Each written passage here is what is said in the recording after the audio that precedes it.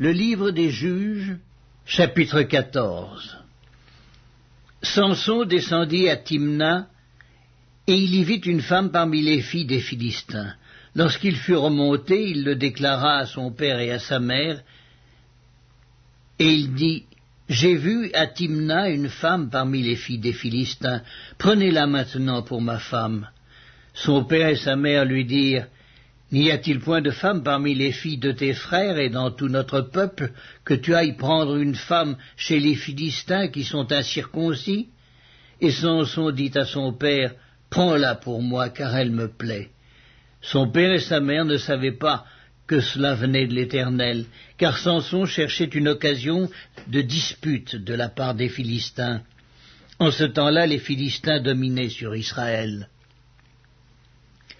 Samson descendit avec son père et sa mère à Timna. Lorsqu'ils arrivèrent aux vignes de Timna, voici, un jeune lion rugissant vint à sa rencontre. L'Esprit de l'Éternel saisit Samson, et sans avoir rien à la main, Samson déchira le lion comme on déchire un chevreau.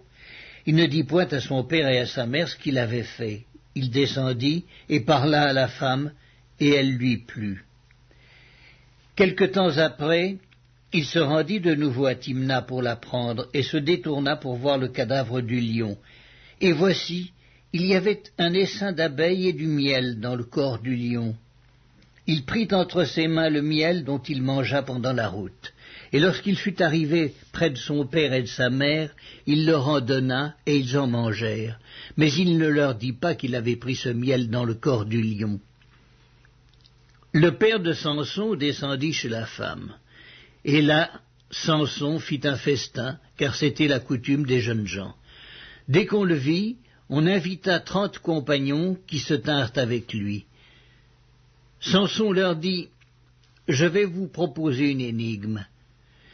Si vous me l'expliquez pendant les 7 jours du festin, et si vous la découvrez, je vous donnerai 30 chemises et 30 vêtements de rechange.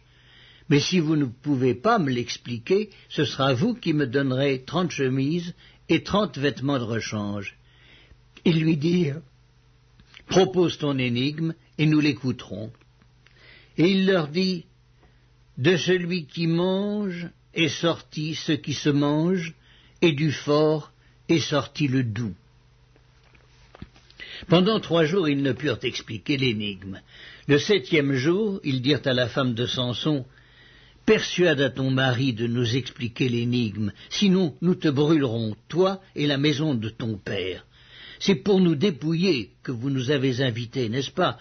La femme de Samson pleurait auprès de lui et disait, « Tu n'as pour moi que de la haine, et tu ne m'aimes pas. Tu as proposé une énigme aux enfants de mon peuple, et tu ne me l'as point expliquée. » Et il lui répondait, « Je ne l'ai expliqué ni à mon père ni à ma mère. Est-ce à toi que je l'expliquerai ?» Elle pleura auprès de lui pendant les 7 jours que dura leur festin. Et le 7e jour, il la lui expliqua, car elle le tourmentait. Et elle donna l'explication de l'énigme aux enfants de son peuple. Les gens de la ville dirent à Samson le 7e jour avant le coucher du soleil, « Quoi de plus doux que le miel, et quoi de plus fort que le lion ?» Et il leur dit, « Si vous n'aviez pas labouré avec ma génisse, vous n'auriez pas découvert mon énigme. » L'Esprit de l'Éternel le saisit, et il descendit à Ascalon. Il y tua 30 hommes, prit leurs dépouilles, et donna les vêtements de rechange à ceux qui avaient expliqué l'énigme. Il était enflammé de colère, et il monta à la maison de son père. Sa femme fut donnée à l'un de ses compagnons avec lequel il était lié. Le livre des Juges, chapitre 15. Quelque temps après, à l'époque de la moisson des blés, Samson alla voir sa femme et lui porta un chevreau. Il dit, « Je veux entrer vers ma femme dans sa chambre. » Mais le père de sa femme ne lui permit pas d'entrer. « J'ai pensé, dit-il, que tu avais pour elle de la haine, et je l'ai donnée à ton compagnon. Est-ce que sa jeune sœur n'est pas plus belle qu'elle? Prends-la donc à sa place. » Samson leur dit, « Cette fois, je ne serai pas coupable envers les Philistins si je leur fais du mal. » Samson s'en alla, il attrapa 300 renards et prit des flambeaux, puis il tourna queue contre queue et mit un flambeau entre deux queues au milieu. Il alluma les flambeaux, lâcha les renards dans les blés des Philistins, et embrasa les tas de gerbes, le blé sur pied, et jusqu'aux plantations d'oliviers. Les Philistins dirent, « Qui a fait cela ?» On répondit, « Samson, le gendre du Timnien, parce que celui-ci lui a pris sa femme et l'a donnée à son compagnon. » Et les Philistins montèrent, et ils la brûlèrent, elle et son père. Samson leur dit, « Est-ce ainsi que vous agissez? Je ne cesserai qu'après m'être vengé de vous. » Il les battit rudement, dos et ventre, puis il descendit et se retira dans la caverne du rocher d'Étam. Alors les Philistins se mirent en marche, campèrent en Juda et s'étendirent jusqu'à Léchi. Les hommes de Juda dirent, « Pourquoi êtes-vous montés contre nous ?» Ils répondirent, « Nous sommes montés pour lier Samson, afin de le traiter comme il nous a traités. » Sur quoi 3000 hommes de Juda descendirent à la caverne du rocher d'Étam et dirent à Samson, « Ne sais-tu pas que les Philistins dominent sur nous? Que nous as-tu donc fait ?» Il leur répondit, « Je les ai traités comme ils m'ont traité. » Ils lui dirent, « Nous sommes descendus pour te lier, afin de te livrer entre les mains des Philistins. » Samson leur dit, « Jurez-moi que vous ne me tuerez pas. » Ils lui répondirent, « Non, nous voulons seulement te lier et te livrer entre leurs mains, mais nous ne te ferons pas mourir. » Et ils le lièrent avec 2 cordes neuves et le firent sortir du rocher. Lorsqu'il arriva à Léchi, les Philistins poussèrent des cris à sa rencontre. Alors l'Esprit de l'Éternel le saisit. Les cordes qu'il avait au bras devinrent comme du lin brûlé par le feu, et ses liens tombèrent de ses mains. Il trouva une mâchoire d'âne fraîche, il étendit sa main pour la prendre, et il en tua 1000 hommes.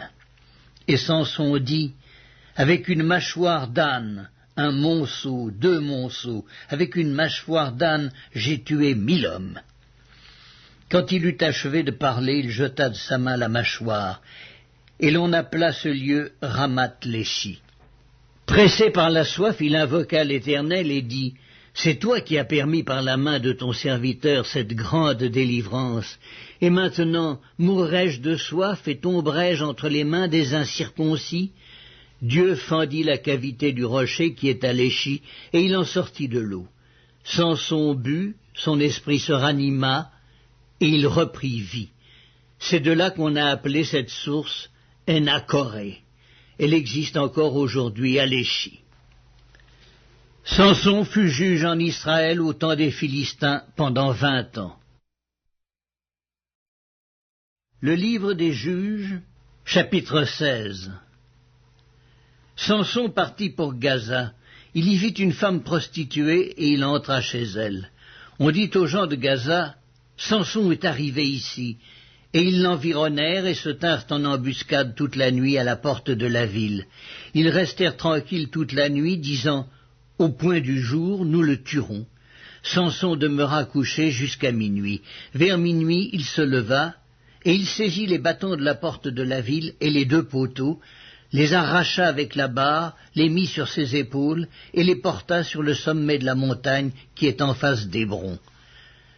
Après cela, il aima une femme dans la vallée de Sorek. Elle se nommait Délila. Les princes des Philistins montèrent vers elle et lui dirent, « Flatte-le pour savoir d'où lui vient sa grande force et comment nous pourrions nous rendre maîtres de lui. Nous le lierons pour le dompter et nous te donnerons chacun 1100 cycles d'argent. » Délila dit à Samson, « Dis-moi, je te prie, d'où vient ta grande force, et avec quoi il faudrait te lier pour te dompter ?» Samson lui dit, « Si on me liait avec 7 cordes fraîches, qui ne fussent pas encore sèches, je deviendrais faible, et je serais comme un autre homme. » Les princes des Philistins apportèrent à Délila 7 cordes fraîches, qui n'étaient pas encore sèches, et elle le lia avec ses cordes. Or, des gens se tenaient en embuscade chez elle dans une chambre. Elle lui dit, « Les Philistins sont sur toi, Samson !» Et il rompit les cordes comme se rompt un cordon d'étoupe quand il sent le feu. Et l'on ne connut point d'où venait sa force. Délila dit à Samson, « Voici, tu t'es joué de moi, tu m'as dit des mensonges. Maintenant, je te prie, indique-moi avec quoi il faut te lier. Il lui dit, si on me liait avec des cordes neuves, dont on ne se fût jamais servi, je deviendrais faible et je serais comme un autre homme. Délila prit des cordes neuves avec lesquelles elle le lia. Puis elle lui dit, les Philistins sont sur toi, Samson. Or des gens se tenaient en embuscade dans une chambre, et il rompit comme un fil les cordes qu'il avait au bras. Délila dit à Samson, « Jusqu'à présent tu t'es joué de moi, tu m'as dit des mensonges, déclare-moi avec quoi il faut te lier. » Il lui dit, « Tu n'as qu'à tisser les 7 tresses de ma tête avec la chaîne du tissu. » Et elle les fixa par la cheville. Puis elle lui dit, « Les Philistins sont sur toi, Samson. » Et il se réveilla de son sommeil, et il arracha la cheville du tissu et le tissu. Elle lui dit, « Comment peux-tu dire, je t'aime, puisque ton cœur n'est pas avec moi? Voilà 3 fois que tu t'es joué de moi, et tu ne m'as pas déclaré d'où vient ta grande force. » Comme elle était chaque jour à le tourmenter, à l'importuner par ses instances, son âme s'impatienta à la mort. Il lui ouvrit tout son cœur, et il lui dit, « Le rasoir n'a point passé sur ma tête, parce que je suis consacré à Dieu dès le ventre de ma mère. Si j'étais rasé, ma force m'abandonnerait, je deviendrais faible, et je serais comme tout autre homme. » Délila, voyant qu'il lui avait ouvert tout son cœur, envoya appeler les princes des Philistins et leur fit dire, « Montez, cette fois, car il m'a ouvert tout son cœur. » Et les princes des Philistins montèrent vers elle et apportèrent l'argent dans leurs mains. Elle l'endormit sur ses genoux. Et ayant appelé un homme, elle rasa les 7 tresses de la tête de Samson et commença ainsi à le dompter. Il perdit sa force. Elle dit alors, « Les Philistins sont sur toi, Samson. » Et il se réveilla de son sommeil et dit, « Je m'en tirerai comme les autres fois et je me dégagerai. » Il ne savait pas que l'Éternel s'était retiré de lui. Les Philistins le saisirent et lui crevèrent les yeux. Ils le firent descendre à Gaza et le lièrent avec des chaînes d'airain. Ils tournaient la meule dans la prison. Cependant, les cheveux de sa tête recommencèrent à croître depuis qu'il avait été rasé. Or les princes des Philistins s'assemblèrent pour offrir un grand sacrifice à Dagon, leur dieu, et pour se réjouir. Ils disaient, « Notre Dieu a livré entre nos mains Samson, notre ennemi. » Et quand le peuple le vit, ils célébrèrent leur Dieu en disant, « Notre Dieu a livré entre nos mains notre ennemi, celui qui ravageait notre pays et qui multipliait nos morts. » Dans la joie de leur cœur, ils dirent, « Qu'on appelle Samson et qu'il nous divertisse. » Ils firent sortir Samson de la prison, et il joua devant eux. Ils le placèrent entre les colonnes, et Samson dit au jeune homme qui le tenait par la main, « Laisse-moi, afin que je puisse toucher les colonnes sur lesquelles repose la maison et m'appuyer contre elles. » La maison était remplie d'hommes et de femmes. Tous les princes des Philistins étaient là, et il y avait sur le toit environ 3000 personnes, hommes et femmes, qui regardaient Samson jouer. Alors Samson invoqua l'Éternel et dit, « Seigneur éternel, souviens-toi de moi, je te prie. Ô Dieu, donne-moi de la force seulement cette fois, que d'un seul coup je tire vengeance des Philistins pour mes 2 yeux. » Et Samson embrassa les 2 colonnes du milieu sur lesquelles reposait la maison, et il s'appuya contre elles. L'une était à sa droite et l'autre à sa gauche. Samson dit, « Que je meure avec les Philistins. » Il se pencha fortement, et la maison tomba sur les princes et sur tout le peuple qui y était. Ceux qu'il fit périr à sa mort furent plus nombreux que ceux qu'il avait tués pendant sa vie.